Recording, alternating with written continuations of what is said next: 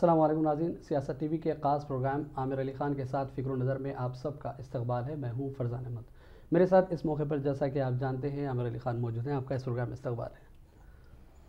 नाज़रीन, हमने गुज़िश्ता 2 एपिसोड में मुख्तलिफ़ मौज़ूआत पर बातचीत की। ख़ुद सियासत का तारुफ सामने आया, उसके बाद मुल्क के हालात पर हमने बातचीत की। आज जिस मौजू का हमने इंतखाब किया है उसमें सबसे अहम मौजू कांग्रेस का इंतखाबी मंशूर है, और इस वक्त मुल्क की मौजूदा सूरत हाल और लोकसभा इंतखाबात के हवाले से हम आमिर अली ख़ान की राय जानने की कोशिश करेंगे।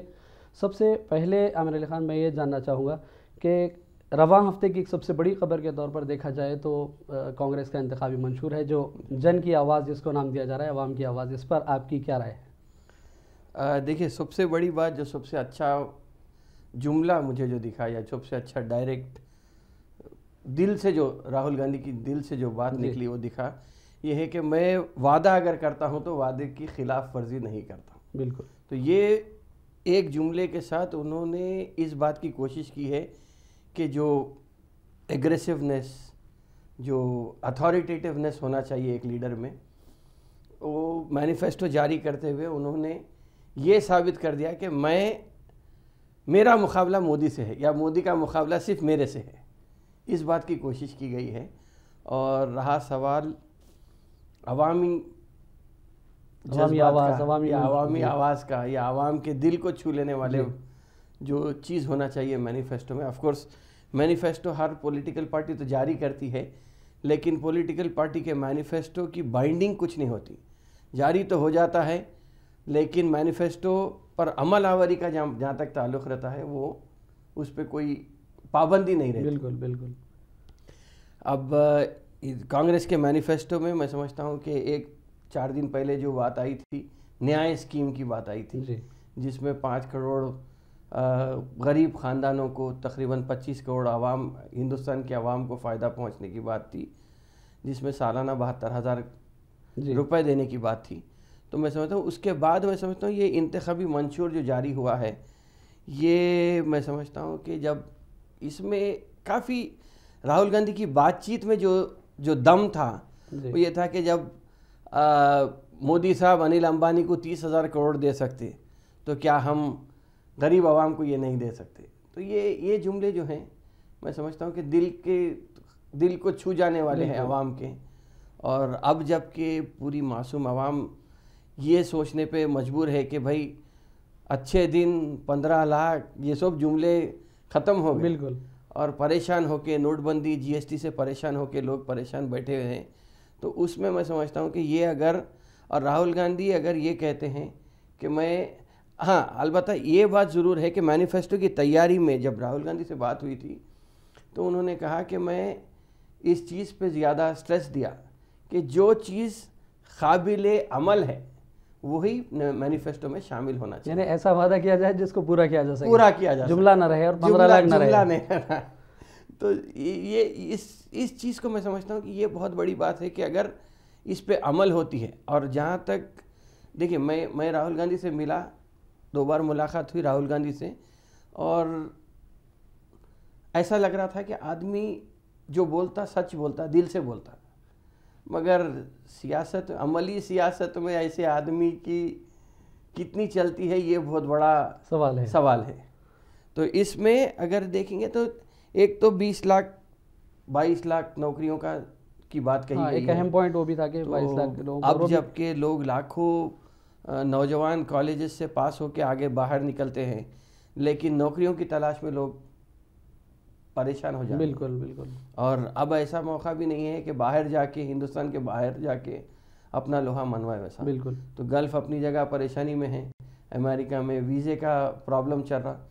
तो मैं समझता हूँ कि अगर 20-22 लाख सरकारी नौकरियों की बात होती है, तो एक अच्छी तादाद में लोगों को नौकरी मिल सकती है। बिल्कुल। मोदी जी ने तो ये वादा किया था कि 1 साल में 2 करोड़ लोगों को रोजगार देंगे, 5 साल में इस हिसाब से 10 करोड़ को रोजगार मिलना चाहिए 10 करोड़ को मिलना। लेकिन राहुल ने एक रियलिस्टिक फिगर लोगों के सामने पेश किया कि हम 1 साल के अरसे में 22 लाख लोगों का निशाना मुकर्रर कर देंगे। देखिए, ये फिगर तो ये है कि ये जायदादें सरकारी जायदादें हैं जो पुर होना है, तो इसको फिलअप करने की बात है। तो ये तो काबिल अमल बात है।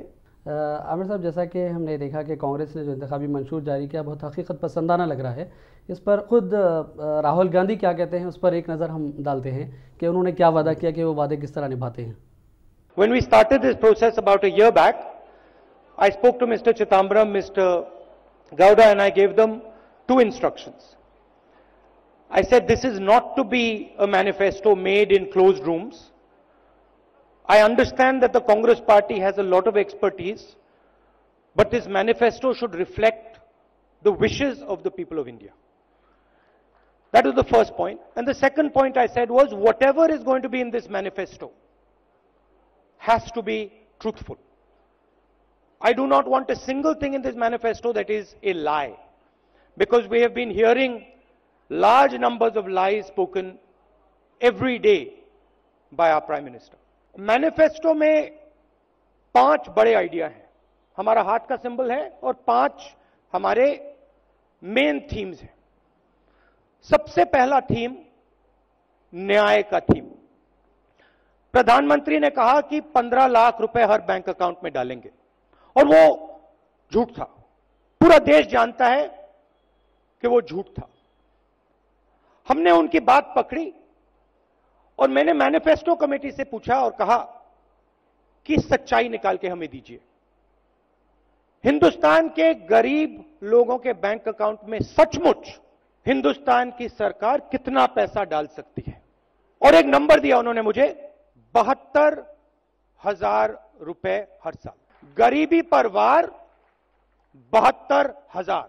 और यह कांग्रेस पार्टी की पहली गारंटी है कि हिंदुस्तान के 20% सबसे गरीब परिवारों को हर महीने उनके बैंक अकाउंट में कांग्रेस पार्टी की सरकार डायरेक्ट पैसा डालेगी। एक साल में 72,000, 5 साल में 3,60,000। इससे 2 काम होंगे। पहला काम, गरीबों के जेब में पैसा जाएगा, किसानों के जेब में डायरेक्ट पैसा जाएगा, पहली बार। और दूसरा काम, जो नरेंद्र मोदी जी ने नोटबंदी करके, जीएसटी करके हिंदुस्तान की अर्थव्यवस्था की धज्जियां उड़ा दी हैं, जैम कर दी पूरी अर्थव्यवस्था को, वो अर्थव्यवस्था एक बार फिर जंप स्टार्ट होकर चालू हो जाएगी। तो ये हमारा पहला कदम, न्याय का कदम। सबसे बड़े 2 मुद्दे हैं, रोजगार और किसान। देश में युवाओं को रोजगार नहीं मिल रहा है। नरेंद्र मोदी ने 2 करोड़ की बात की, झूठ। मैंने इस मामले में भी मैनिफेस्टो कमेटी से कहा, मुझे आप सच्चाई बताइए, सच्चाई क्या है? 2 करोड़ नहीं किए जा सकते तो आप मुझे बताइए सच्चाई क्या है। मैं सच्चाई बोलना चाहता हूं, और सच्चाई बड़ी क्लियर है। 22 लाख सरकारी रोजगार खाली पड़े हैं, उनको कांग्रेस पार्टी मार्च 2020 तक भर के दे देगी। 10 लाख युवाओं को ग्राम पंचायतों में रोजगार दिया जा सकता है। उन 10 लाख युवाओं को कांग्रेस पार्टी ग्राम पंचायतों में रोजगार दे देगी। एंटरप्रेन्योर्स के लिए हमने एक बहुत इनोवेटिव आइडिया निकाला है। 3 साल के लिए हिंदुस्तान के युवाओं को बिजनेस खोलने के लिए कोई परमिशन की जरूरत नहीं, किसी से कोई परमिशन लेने की जरूरत नहीं। आप जाइए, एकदम बिजनेस खोलिए, जो बिजनेस आप करना चाहते हैं करिए, हिंदुस्तान को रोजगार दिलवाइए। आप हिंदुस्तान को रोजगार दिलवाएंगे, हम आपकी मदद करेंगे, बैंक के दरवाजे आपके लिए खोलेंगे। 3 साल के लिए कोई परमिशन की जरूरत नहीं। देखिए, करोड़पति बैंक लोन लेते हैं। आपने देखा, अनिल अंबानी जैसे लोग, मेहुल चोकसी जैसे लोग, नीरव मोदी जैसे लोग चोरी करके बैंक का पैसा लेकर भाग जाते हैं। मगर जो हमारे किसान हैं, ईमानदार लोग, वो जब बैंक लोन लेते हैं, अगर वो पैसा वापस नहीं दे पाते हैं तो उनको जेल में डाल दिया जाता है, क्रिमिनल ऑफेंस माना जाता है। हमने निर्णय लिया है कि उसको अब हम क्रिमिनल ऑफेंस ना माने। शिक्षा में हमने निर्णय लिया है कि जीडीपी का 6% पैसा हिंदुस्तान की शिक्षा में दिया जाए। यूनिवर्सिटीज, कॉलेजेस, आईआईटीज, आईआईएम, हमारे जो बेहतर सबसे टॉप क्वालिटी के इंस्टीट्यूशंस हैं, हम उनको सब जगह सब लोगों के लिए एक्सेसिबल बनाना चाहते हैं। यानी इसका मतलब ये कि कांग्रेस के इंतखाबी मंशूर में जो अहम वादे किए गए 10-12 अहम बड़े वादे हैं, उसमें ये दो सबसे बड़े अहम हैं। देखिए, इसमें गरीब खानदानों को फायदा, बेरोजगार नौजवानों को रोजगार। हाँ, इसके अलावा अगर मुसलमानों का ताल्लुक़ है या दलितों का ताल्लुक़ है तो सबसे अहम बात मैनिफेस्टो में ये है कि जो मॉब लिंचिंग के वाक़यात हो रहे हैं, जो काउ टेररिज्म के नाम पे जो जिस कत्ल हो जा रहा है या दलितों का कत्लेआम हो रहा है, तो ऐसे हालात से निमटने के लिए भी एक कानून की बात कही गई। जिस तरह हमने गुज़िश्ता प्रोग्राम में बातचीत की थी कि हम तो हाँ प्रिवेंशन और एट्रोसिटीज ऑफ माइनॉरिटीज की बात करे थे हम, लेकिन इसमें एक आई है कि मॉब लिंचिंग खास तौर से मॉब लिंचिंग का जिक्र किया गया। Vulnerable sections of the society जो परेशानी फेस कर रहे हैं उसको हल करने के लिए उसके ऊपर एक कानून साजी बनाने की बात हुई है। तो मैं समझता हूँ कि ये बहुत बड़ी बात है कि अगर इस किस्म का होता है। ऑफ कोर्स देखिए, हिंदुस्तान का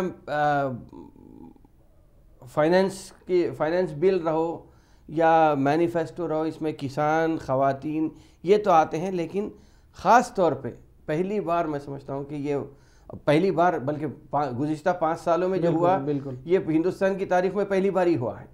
और मॉब लिंचिंग जैसे वाक़यात की रोकथाम के लिए अगर कोई कानून बनता है तो मैं समझता हूँ कि वल्नरेबल सेक्शंस ख़ास तौर पे दलित और मुसलमान के लिए ये बहुत बड़ा मुद्दा है और इससे फ़ायदा यकीनन होगा। इस तरह के वाक़यात को रोकने में मदद मिल सकती है। और किसी सियासी जमात ने हमने देखा कि आज तक ऐसा कोई वादा नहीं किया। आज तक कोई वादा नहीं हुआ। और राहुल गांधी ने तो बाहर कहा कि हम जो वादा करेंगे उसको पूरा करेंगे और ऐसा वादा करेंगे जिसको पूरा किया जा सके। ये बहुत अहम बातें हैं। सबसे बड़ी बात यह है कि बीजेपी अब परेशान है।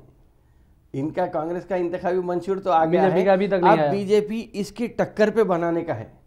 अब इसकी टक्कर पे जो बनाएंगे 15 लाख किधर जाएंगे, 2 करोड़ नौकरियां किधर, इन सब को देखते हुए इसलिए कि मैं समझता हूँ कि कांग्रेस के मैनिफेस्टो के आने के बाद से मैं समझता हूँ कि बीजेपी के पास कोई अब दूसरा और ऐसा इससे बेहतर कोई मैनिफेस्टो देने के सिवाय इसके कि या तो फिर अपने पुरानी रविश पे चले जाना है बीजेपी को, फिर एक बार वही नारे दिए जाएंगे, या फिर ये कि वो हिंदुइज्म और फिर फिरका परस्ती हिंदुइज्म। अब इसलिए कि कल ही एक 2 दिन पहले या 3 दिन पहले वज़ीर आज़म अपनी एक तकरीर में कहे कि आज तक कोई हिंदू दहशतगर्द की नज़ीर नहीं मिलती तारीख़ में। अगर हिंदू दहशतगर्द की नज़ीर नहीं मिलती तो फिर नाथूराम गोडसे क्या था? इतना बड़ा फादर ऑफ द नेशन को मारने वाले को अगर आप टेररिस्ट नहीं कहेंगे, हिंदू टेररिज्म के दायरे में नहीं लाना चाहते। समझौता एक्सप्रेस हुआ जिसमें आरएसएस का एक जो आदमी मुलविस था अपना इकबाली जुर्म का इकबाल कर लेता है। इसके अलावा मक्का मस्जिद बम ब्लास्ट हुआ, आसिम अनंत का नाम सामने आया था। ठीक है, देखिए कानून में बचने की बहुत सारी गुंजाइशें हैं। अब जो जिस बात पे आसिम अनंत को रिहा किया गया, लैक ऑफ एविडेंस, पुलिस का काम था लैक ऑफ एविडेंस। अगर लैक ऑफ एविडेंस में छूट जाते हैं तो फिर अपील करना चाहिए था गवर्नमेंट को, वो नहीं हुआ, छोड़ दिए। इसलिए कि मोदी साहब चाह रहे थे छोड़ देना, या मरकजी हुकूमत की पॉलिसी थी कि इनको छोड़ देना है, छूट गए। नहीं, वो जो कह रहे हैं कि हिंदू दहशतगर्दी नहीं है, उसको साबित करने के लिए इस तरह के काम किए जा रहे हैं और मुल्क को ये बताने की कोशिश की जा रही है कि हिंदू दहशतगर्दी है ही नहीं मुल्क में। हाँ, ये बताने की कोशिश, ये थोपने की कोशिश की जा रही थी कि कांग्रेस ने एक हिंदू दहशतगर्दी का नया वजूद में लाया है, एक लफ्ज़ का वजूद बनाया है कि हिंदू दहशतगर्दी। जब हिंदू दहशतगर्दी की देखिए, दहशतगर्दी का कोई मजहब से ताल्लुक नहीं, बिल्कुल, चाहे बेसलाइन तो यही है बिल्कुल कि दहशतगर्दी का कोई मजहब नहीं होता, दहशतगर्दी का कोई मजहब किसी मजहब में गुंजाइश नहीं है। दहशत पहुंचाना है तो मुसलमान हो या हिंदू हो, क्रिश्चियन हो, कोई भी हो। न्यूजीलैंड का आदमी कोई हिंदू तो नहीं था, मुसलमान तो नहीं था, बिल्कुल। तो दहशतगर्दी का कोई मजहब नहीं है। लेकिन ये कहना अब पुरानी रविश पे वापस आना और एन इंतखाबात के कबल ऐसा बयान देना, इस तरह का बयान देना, वो तकलीफदा है। बिल्कुल, अब पुरानी रविश पे आना मतलब ये बात हो रही कि आप किसी ना किसी तरीके से फिर मुसलमान दहशतगर्द, इसलिए कि गुज़िश्ता 10 दिन पहले योगी आदित्यनाथ भी हम हमारे दौर में हम टेररिस्ट को बिरयानी नहीं खिलाए, मतलब कांग्रेस का बिरयानी और फिर फौजियों के हवाले से भी उन्होंने बड़ा दर्दनाक बयान दिया कि मोदी की आर्मी, मोदी की फौज का नाम। हाँ, वो ये भी पूरी कोशिश, पूरा ये बताना चाह रहे हैं कि हम नेशनलिज्म के अलमबरदार हम हैं, बिल्कुल, बहरहाल बाकी सब एंटी नेशनल हैं। ये कोशिश हो रही है। इस देखिए, अब ये 40 दिन जो है इंतखाबात के, जब तक कि इंतखाबात का अमल पूरा नहीं हो जाता, ये जुमलेबाजी बीजेपी की तरफ से ज़रूर होगी।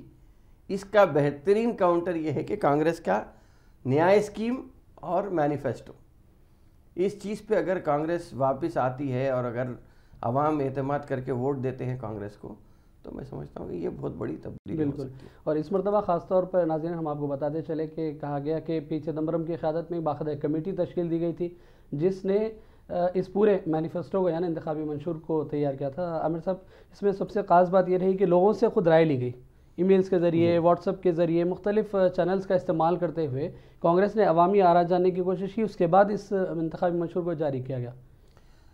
हाँ, इसीलिए उसको अवाम की आवाज़ का नाम कहा जा रहा है। देखिए, एक मुलाकात में राहुल गांधी ने यह कहा था कि शायद इतने कम सीट्स कांग्रेस को आने के बाद आज हम इस नतीजे पे पहुंचेंगे, हम आवाम की राय, आवाम के एहसासात से वाकिफ़ होंगे, उसके बाद ही कुछ अमल करेंगे, ऐसे वादे करेंगे जो आवाम की पसंद भी रहे और उस पर अमल भी हो सके। बिल्कुल। तो वो जब इतने लो, कांग्रेस का सबसे लो स्कोर है 42 जो सीट्स आए थे या 46 जो सीट्स आए थे, सबसे लो था।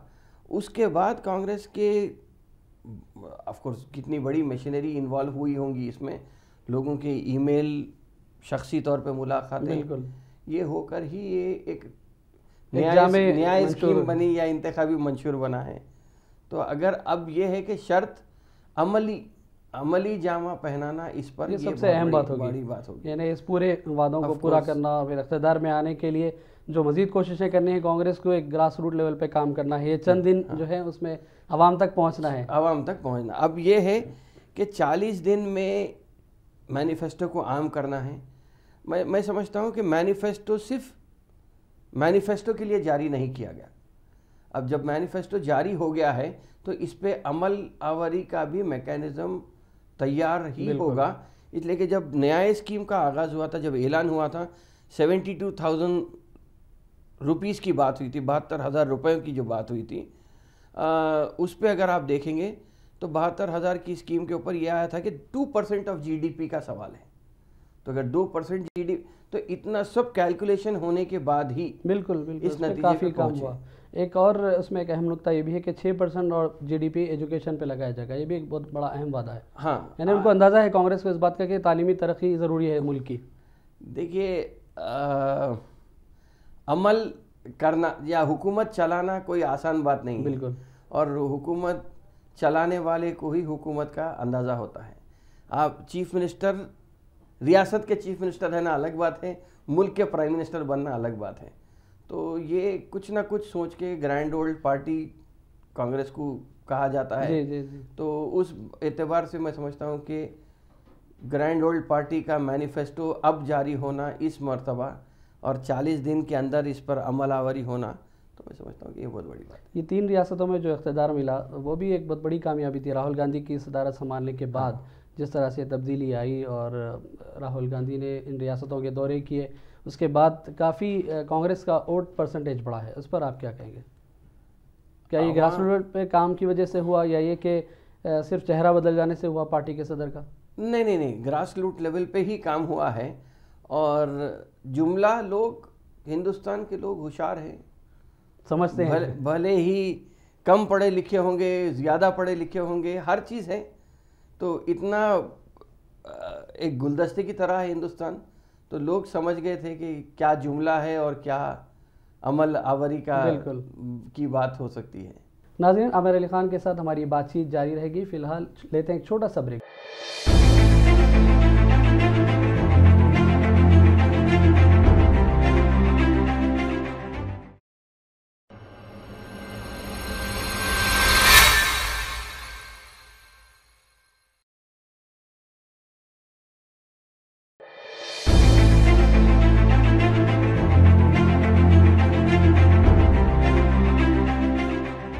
नाज़रीन, ब्रेक के बाद आमिर अली खान के साथ फ़िक्र नज़र प्रोग्राम में फिर एक मरतबा आपका इस्तकबाल है।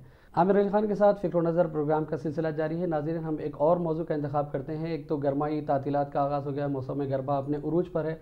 ख़ुद रियासत तेलंगाना में हीट वेव की बात की जा रही है। आमिर साहब, किस तरह आप देखते हैं मौसम की इस तब्दीली को? एक तो माहौलियाती तग़य्युर इस वक्त दुनिया का एक बड़ा मौजू बनकर उभरा है। ऐसे में ख़ुद रियासत बहुत शदीद गर्मी से झुलस रही है। अभी मार्च का महीना ख़त्म हुआ और अप्रैल शुरू हुआ। पहला मैं समझता हूँ कि पहली बार है तेलंगाना में कि हीट वेव की बात आ रही है।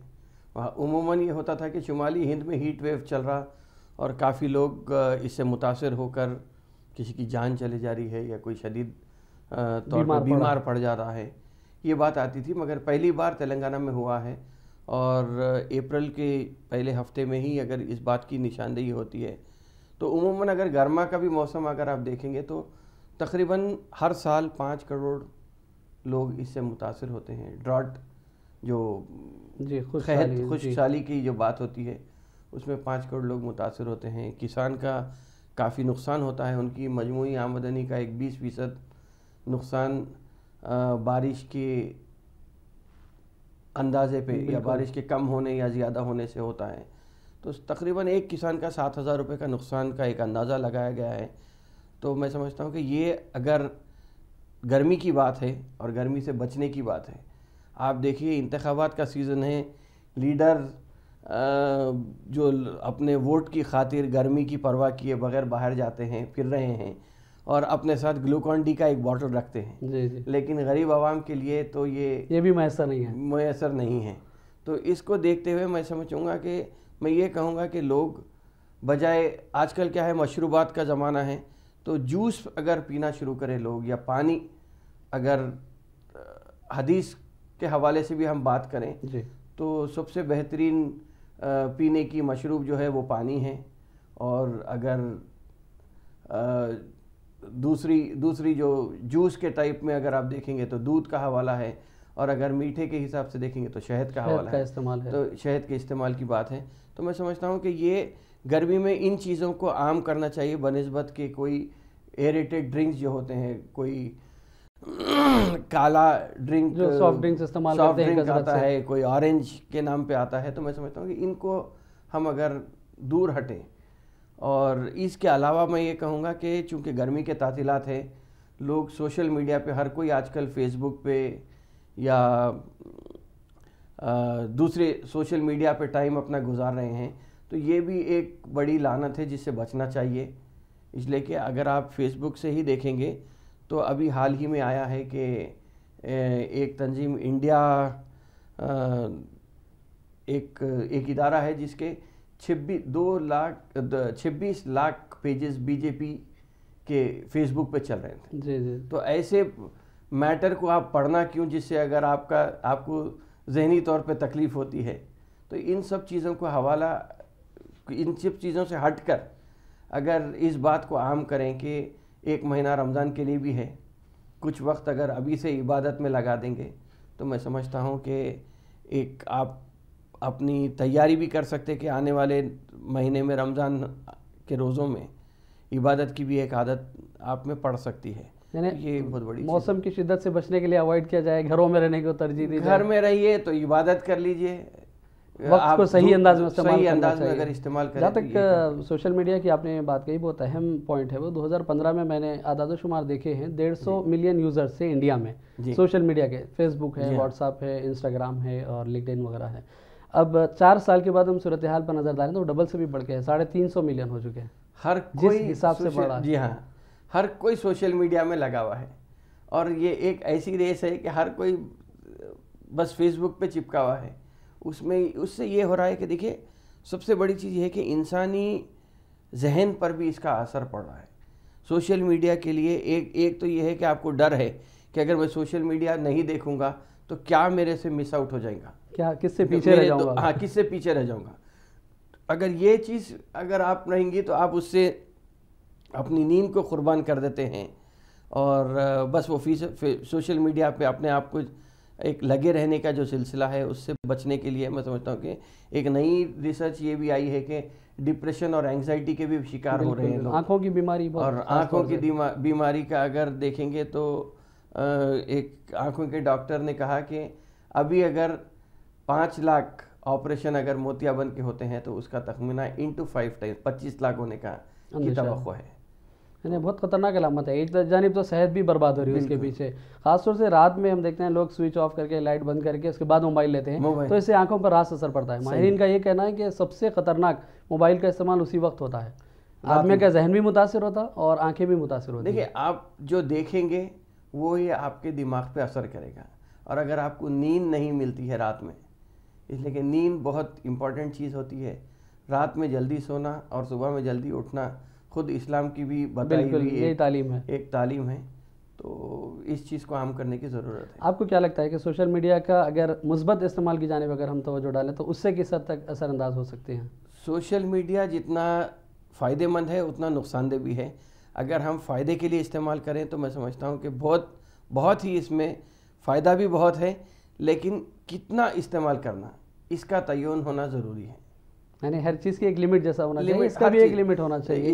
इस्लाम की तालीमात में अगर आप जाएंगे तो इत्तेदाल पसंदी की जो बात है, बिल्कुल, तो हर चीज़ की एक लिमिट है, एक पैमाना होता है, बस ये हद से ज़्यादा कोई भी चीज़ इस्तेमाल करेंगे आप नुकसानदेह होगा। कुछ सियासी जमातें भी हमने देखा कि काफ़ी इसका इस्तेमाल बढ़ गया है। बीजेपी के बारे में तो बहुत मशहूर है कि वो सोशल मीडिया का ज़्यादा इस्तेमाल करती है, कई सौ अफराद लगे हुए हैं उसके पीछे मुस्तकिल पार्टी की तशहीर करने। तो इसका कांग्रेस किस हद तक फ़ायदा उठा सकती है अगर हम इस इंतखाबात के हवाले से बात करें?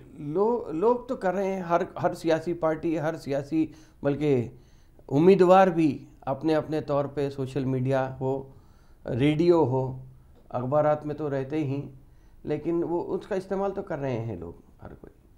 ने जहाँ तक एक वोटिंग परसेंटेज की बात हो रही है कि परसेंटेज मुसलसल गिरावट का शिकार है, उस हवाले से क्या अवेयरनेस का काम हो सकता है? ख़ुद पॉलिटिकल पार्टियाँ भी ये करें और वो अफराद जो शऊर रखते हैं वो शऊर बेदारी का काम करें ताकि जो लोग पोलिंग बूथ तक नहीं पहुँच रहे उनको आने के लिए राग़िब किया जा सके।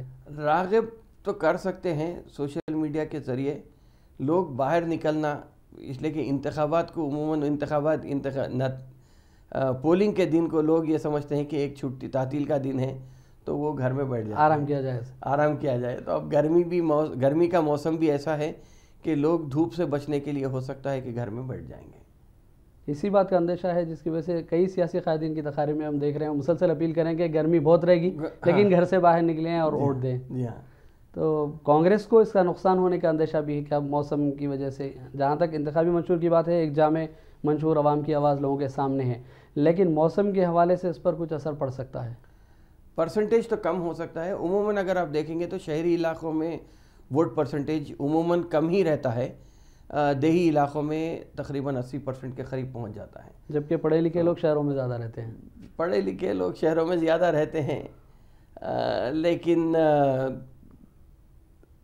लापरवाही गर्मी तो एक सबब है, लेकिन लापरवाही इसमें बहुत ज़्यादा नज़र आती है। लोग आमतौर से शहरी इलाकों में लोग तवज्जो नहीं देते और गाँव के अजला के लोगों के बारे में कहा जाता है कि वो कहते हैं कि 5 साल में एक मरतबा हमको एक मौका है वोट का इस्तेमाल। हाँ, वोट का इस्तेमाल सही तौर पे अगर देखेंगे तो देही इलाके, इसलिए कि देही इलाके के लोग काफ़ी परेशानियों से गुजर रहे हैं और उनको वो सहूलतें मुयस्सर नहीं होती जो बुनियादी तौर पे उनको मिलना चाहिए। तो वो अपने खुशी का हो या गम का हो इजहार वोट के ज़रिए करते हैं। इलेक्शन कमीशन का इसमें किस हद तक रोल हो सकता है? हमने देखा कि इलेक्शन कमीशन की जो गाड़ियाँ होती हैं, मोबाइल वैन्स होते हैं, गश्ती वैन होते हैं, ज़्यादातर ये देहात को भेजे जाते हैं ताकि वहाँ लोगों में शऊर बेदार किया जाए, लेकिन वहाँ तो लोग काफ़ी तादाद में वोट कर रहे हैं। शहरी इलाकों में इसकी बहुत ज़्यादा ज़रूरत है। शहरी इलाकों में मसरूफियात ज़िंदगी, हालात ऐसी रफ्तार की ज़िंदगी, तेज़ रफ्तार की ज़िंदगी हो गई है शहरों में कि लोग उमूमन या तो एक होता है कि वोट पहले से पड़ जाता, तो लोग चांस भी लेना नहीं चाहते कि जाके अपना वोट जाएंगे पोलिंग बूथ, वोट पड़ गया तो आप मायूस वापस आना पड़ेगा। तो हो सकता है कि इसीलिए वोट भी लोग निकल के वोट देने के लिए, यानी ये भी एक सबब हो सकता है। लोग जो है ताखीर कर देते हैं और उसके बाद ये एहसास करते हैं कि शायद वोट पड़ गया। नाज़रीन, हमने मुख्तलिफ उमूर पर बातचीत की। कांग्रेस के इंतखाबी मंशूर के हवाले से सबसे पहले बातचीत की, फिर गर्मा के हवाले से बातचीत की, व्हाट्सएप और सोशल मीडिया के हवाले से बातचीत की। प्रोग्राम के आखिर में आमिर अली ख़ान के साथ प्रोग्राम फ़िक्र नज़र के आखिर में हम आमिर अली ख़ान की राय जानना चाहेंगे कि लोकसभा इंतखाबात एक ज़रीन मौका है आवाम के लिए कि इस मौके को इस्तेमाल करें और मरकज़ में फ़िरक़ा परस्त हुकूमत का ख़ात्मा करने के लिए अपने वोट का इस्तेमाल किया जाए। तो आमिर अली ख़ान, मैं चाहूँगा कि आप इख्तिताम पर एक मैसेज दें आवाम को कि वो किस तरह से सोच समझ कर राय दे सकते हैं और मुल्क में इक़्तिदार की तब्दीली के लिए अहम किरदार अदा कर सकते हैं। नहीं, लोग 5 साल में एक बार जो मौका मिलता है जी, और ख़ास तौर पे इस मर्तबा तो ये है कि दलित और मुस्लिम के लिहाज से अगर आप बात करेंगे तो ये सबसे ज़्यादा मुतासरा लोग हैं जो 5 साल में कई इताब नाजिल हुए इन पर। तो मैं समझता हूँ कि अब ये मौका है कि अब गर्मी तो है लेकिन आप अपने वोट का इस्तेमाल कीजिए, ख़ास तौर पे इसलिए कि शहरी इलाक़ों में तो कम तनासुब रहता है, लेकिन देही इलाक़ों में मैं ये कहूँगा कि लोग ज़्यादा सीट्स भी नशिस्तें जो होती हैं वो देही इलाक़ों में होती हैं। तो आवाम भी निकल के उसमें वोट डाल के अपना 5 साल का जो गुस्सा है, खुशी है, जो भी है उसका इस्तेमाल करें। नहीं, अच्छे दिनों का वादा तो वफा नहीं हुआ, एक मौका आवाम को मिल रहा है कि तब्दीली का काम कर सकते जी हैं। हाँ, बिल्कुल तब्दीली हो सकती है। 5 साल पहले भी तब्दीली का नारा दिया गया लेकिन वो वादा जो है वफा नहीं हुआ। तो इस मर्तबा बिल्कुल तब्दीली, फिर से तब्दीली का एक मौका है आपके सामने, मौका है तो वोट इस्तेमाल कर सकते हैं। बिल्कुल नाज़रीन, एक अच्छा मौका, बेहतर मौका फराहम किया जा रहा है इंतखाबात के ज़रिए। 5 साल में एक मरतबा इंतखाबात होते हैं, आवाम सोच समझ कर राय दही में हिस्सा लें और भरपूर अंदाज में राय दही में हिस्सा लें और इस बात की कोशिश की जाए कि इस मुल्क से फ़िरक़ा परस्ती का ख़ात्मा हो सके, फ़िरक़ा परस्ती की जड़ें ख़त्म हो सके और सेक्युलर और कांग्रेस जैसी जमातों की तायीद की जाए ताकि इस मुल्क में इक़्तिदार की तब्दीली हो और मुल्क तरक्की की राहों पर हकीकी मानों में चल सके। सिर्फ अच्छे दिनों का वादा या जुमले से आगे बढ़कर हकीकी मानों में तब्दीली का वक्त आ गया है। हम उम्मीद करते हैं कि नाज़रीन बहुत सोच समझ कर राय दही में हिस्सा लेंगे और भरपूर अंदाज में हिस्सा लेंगे ताकि वोटिंग परसेंटेज में इजाफा हो। आमिर अली ख़ान के साथ फ़िक्र नज़र प्रोग्राम में फ़िलहाल इतना ही। इसका सिलसिला हम यहीं ख़त्म करते हैं। मोहम्मद फरजान अहमद को आमिर अली ख़ान के साथ इजाज़त दें। अल्लाह हाफ़िज़।